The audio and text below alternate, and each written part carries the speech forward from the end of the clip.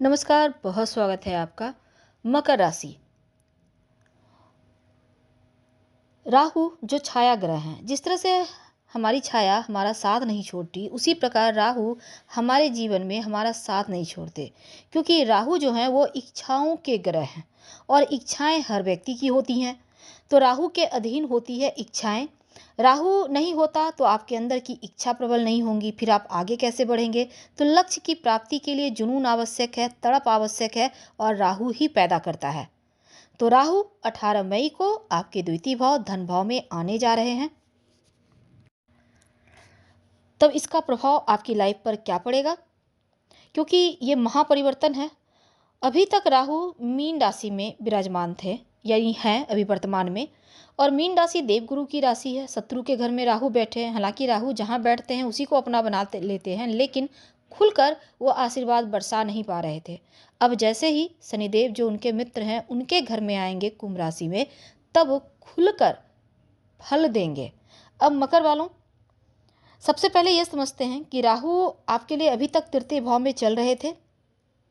तृतीय भाव में राहु का आना अभी थोड़ा वक्त बचा है, लेकिन राहु थोड़ा सा भ्रम भी देते हैं, भय भी देते हैं, संघर्ष भी देते हैं और उसके फिर परिणाम देते हैं। खास तौर पर राहु को क्रूर ग्रह या पापी ग्रह भी माना जाता है और इनका प्रभाव हर समय पॉजिटिव होता है। हालांकि किस घर में बैठे हैं, कहाँ बैठे हैं, उसी अनुसार से फल देते हैं। पर 18 मई को जैसे ही आपके लिए आपके धन भाव में आएंगे, तब लक्ष्य पाने की लालसा को भी बढ़ाएंगे और लक्ष्य प्राप्ति के अवसर भी देंगे, रास्ते भी देंगे, 10 गुना तेजी से सफलता भी देंगे। तो 18 मई 2025 से लेकर 5 दिसंबर 2026 तक लगभग 1.5 साल तक राहु आपके धन भाव में रहेंगे, द्वितीय भाव में। तो जब राहु का यहाँ पर घर हो जाएगा, राहु आके बैठ जाएंगे और जब अपना दबदबा पूरी तरह से कायम कर लेंगे, अधिकार बना लेंगे धन भाव पर, तब आपकी लाइफ को पूरी तरह से बदलेंगे। देखिए, 11वां नंबर कुंभ है और ये राहु यहाँ पर बैठे हैं। तो 11वां घर जो होता है वो इनकम का होता है और राहु का 11 नंबर 11वें भाव के कारक भी माने जाते हैं। तो गोचर में राहु का तीसरे, छठे, 10वें, 11वें भाव में आना सुपरिणाम देता है और उस हिसाब से ये स्थान अभी बहुत अच्छा है उनका। गुरु के साथ चल रहे थे तो उतना अच्छा फल नहीं दे पा रहे थे, लेकिन अब शनिदेव के घर में आएंगे तब आपको छप्पर फाड़ देंगे, क्योंकि अपने घर में, अपने मित्र के घर में आके राहु सुकून में होंगे। और राहु और शनिदेव दोनों का ही एक ही समान फल होता है, लेकिन आपकी हालांकि 29 मार्च को शनिदेव की 7.5 भी समाप्त हो जाएगी। वैसे शनिदेव की तरह से पूरी तरह से आप स्वतंत्र हो जाएंगे। द्वितीय भाव का जो फल है वो मकर वालों को क्या क्या मिलेगा, ये परिवर्तन क्या देगा, ये पहले समझ लेते हैं। तो 10 गुना फल बढ़ा देने में सामर्थ होते हैं राहु। आपके पास जो मौजूदा धन है वर्तमान में, उस स्थिति को 10 गुना बढ़ाएंगे। राहु के पास इतना पावर है, लेकिन आपको भी आगे बढ़ना होगा। थोड़ा मेहनत तो आपको भी करना होगा। और अगर कोई प्रॉब्लम थी धन से जुड़ी, आप उसको दूर नहीं कर पा रहे थे, आप मेहनत कर रहे हैं, धन नहीं आ रहा था, अब राहु आपको सपोर्ट करेंगे। फैमिली से जुड़ा कोई काम हो, परिवार के लिए हालांकि बढ़िया वक्त है। द्वितीय भाव में राहु का रहना आपका काम, अगर गले से संबंधित कोई काम करते हैं, आप गायन करते हैं, आप कोई स्पीच देते हैं, आप कुछ किसी को आप समझाते हैं, बोलते हैं, कम्युनिकेशन से संबंधित काम हो, वाणी से जुड़ा काम हो, तो राहु उस चीज़ को 10 गुना बढ़ाएगा। वाणी का प्रभाव बढ़ेगा, उससे जुड़ा कार्य इस समय प्रभावपूर्ण तरीके से आगे बढ़ेगा। और राहु थोड़ा सा भ्रम देगा, भय देगा, लेकिन छाया ग्रह है तो छाया का जिस तरह से उतना आप उस पर पूरी तरह से भरोसा नहीं करते, उसी तरह ये भ्रम और जो डर है, भय है, वो भी उतने ज़्यादा पावरफुल नहीं होंगे। बस आपको उनसे बाहर निकलना आना होगा। तो पैसों के मामलों में ये वक्त बढ़िया है। जो आपके अंदर थोड़ा सा डर है, उनसे बाहर निकलना होगा। डरेंगे तो फिर आगे नहीं बढ़ पाएंगे। अब द्वितीय भाव में राहु का रहना धन के मामलों में बढ़िया है। मुख से संबंधित कोई हल्की फुल्की समस्या हो सकती है। राहु का द्वितीय भाव में रहने का मतलब है कि ज़्यादा मीठा खाना या मुख से संबंधित कोई परेशानी है तो समय पे इलाज कीजिए, नहीं तो परेशानी बढ़ेगी। ज़्यादा मीठा मत खाइएगा। अब द्वितीय भाव में रहने से, चूंकि द्वितीय भाव मुख का भी होता है, तो राहु को नशा भी कहा गया है, तो नशे से दूर रहिए, नहीं तो नशा कई गुना अधिक बढ़ जाएगा और फिर आप छोड़ना आपके लिए मुश्किल हो जाएगा। बिल्कुल भी नशा ना करें, त्याग दें नशा को।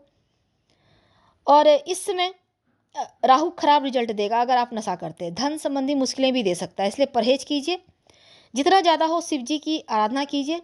राहु की दृष्टि पांचवी जो है वो आपके छठे पर, तब त्रिकोण स्थान, धन त्रिकोण स्थान है छठा भाव पर, तब इनकी जो दृष्टि है आपके लिए सबसे अच्छा है कि आप कर्ज से मुक्ति पाएंगे, कर्ज मुक्त होने की प्रबल संभावना बनेगी। और ये भाव ही है रोग, चोट, ऋण, कर्ज, शत्रु का, इन चीज़ों से मुक्ति दिलाएगा। और इस समय एक और चीज़ है कि राहु की दृष्टि छठे भाव पर, अगर आप लोन लेना चाह रहे थे तो इस समय आसानी से मिलेगा। प्रॉपर्टी खरीदने के लिए बढ़िया वक्त है। शत्रु का नाश होगा, शत्रु को दूर करता है, शत्रुओं पर विजय दिलाता है राहु, और इस समय ऐसा ही कुछ होगा।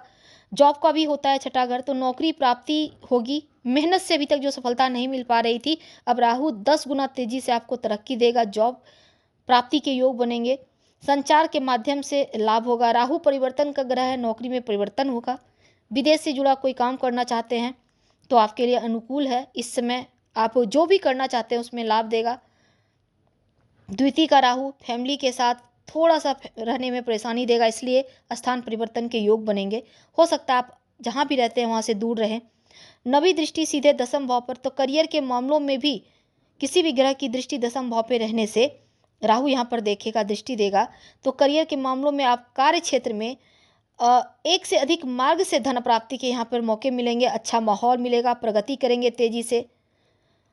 और करियर के मामलों में तो अच्छा है, व्यापारी भाइयों के लिए भी बढ़िया है, पर क्योंकि आपके व्यापार में तेजी आएगी, सबके साथ रिश्ते बढ़िया होंगे। राहु की दृष्टि करियर पर है, तो थोड़ा सा राहु आपको भ्रम दे सकता है, इससे बचना होगा, नहीं तो फिर मुश्किल में पड़ेंगे। और तीसरे घर पर, यानी कि आपके भाग्य, उन्नति, करियर के मामलों में जो भी आप अभी तक दबाव था, डर था, उनसे बाहर निकालेगा राहु। आपको उपाय भी करना होगा। क्या करेंगे? शिव जी की खूब आराधना करें और महामृत्युंजय मंत्र का जप करें, ओम होंग जुंग सह, आपके लिए बढ़िया रहेगा। दूसरा, आप अपने घर को हमेशा साफ सुथरा और सुगंधित बनाए रखें, अपने आप को अपडेट रखें, साफ सुथरा सलीके से कपड़े पहने, फटे पुराने कपड़े ना पहने, बालों को करीने से सजा कर रखें, अपने बाथरूम को साफ रखें, स्वच्छ रखें, नमक कांच की कटोरी में रख के हर महीने चेंज करें, बाथरूम में ही फ्लश कर देना है और फिर से फ्रेश नमक, सफ़ेद वाला नमक यूज कीजिएगा, रखिए। कपड़ों का गट्ठल मत बनाइए, घर में कूड़े कबाड़े इकट्ठे ना होने दे, खासकर दक्षिण पश्चिम कोने को साफ सुथरा रखें, सुगंधित रखें, गंदगी ना हो, बदबूदार चीज़ों को दूर रखिए, कूड़ा रोज़ हटाइए, कहीं भी कबाड़ इकट्ठा ना करें। इन चीज़ों को ध्यान रखें और अपने जूते चमका कर रखें। राहु और शनि दोनों का शुभ फल मिलेगा और फिर आप आगे बढ़ते जाएंगे। तो राहु को धुआं भी कहा जाता है, इसलिए घर का वातावरण में सुगंधित चीज़ों को जलाइए ताकि धुआं जो हो वो अच्छा हो, सुगंधित हो। चमड़े, प्लास्टिक, इन चीज़ों को जलाना भी नहीं है और बेवजह कचरा भी नहीं आपको जमा करना है। इसी के अंदर नकारात्मक राहु का वास होता है। अब देखिए 29 मार्च को शनिदेव मीन राशि में आ जाएंगे राहु के साथ, 18 मई तक रहेंगे, लगभग 2 महीने का वक्त है। यहाँ पर महाविनाशकारी पिशाच योग बनेगा, तब आपके काम बनने से पहले बिगड़ने के लिए तैयार रहिए। यानी ये वक्त थोड़ा भारी होगा, व्यापारी भाइयों को नुकसान हो सकता है, लड़ाई झगड़ा आपस में हो सकता है। नौकरी के लिए भी बहुत अच्छा नहीं है ये 2 महीना। उन्नति होते होते एकदम से रुक जाएगा, बनते हुए कार्य बिगड़ जाएंगे, धन की मुश्किलें परेशान कर सकती है, जीवन में थोड़ी उथल पुथल दिखेंगी। तो इस समय क्या करेंगे कि इनसे बचिएगा? देखिए, शिव जी के शरण में रहिए, शिव जी को नियमित रूप से 1 लोटा जल अर्पित करें, बिलपत्र अर्पित करें। और दूसरा,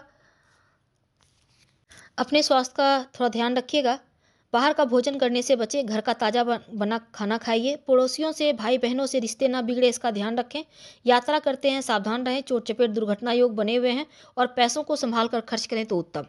हम आपसे विदा लेते हैं। जानकारी अच्छी लगे तो लाइक कर सब्सक्राइब करें, शेयर करें, कमेंट करें। धन्यवाद। हम फिर मिलेंगे।